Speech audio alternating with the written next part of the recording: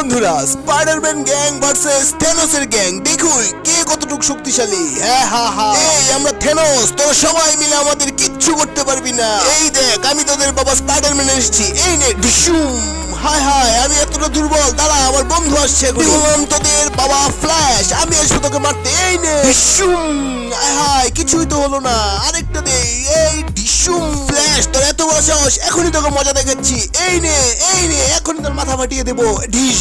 হায় হায়, এখন কি হবে? এখন আমি আসবো তোদের বাবা আয়রন ম্যান, আমি তোদের সবাইকে মেরে ফেলবো। এই নে।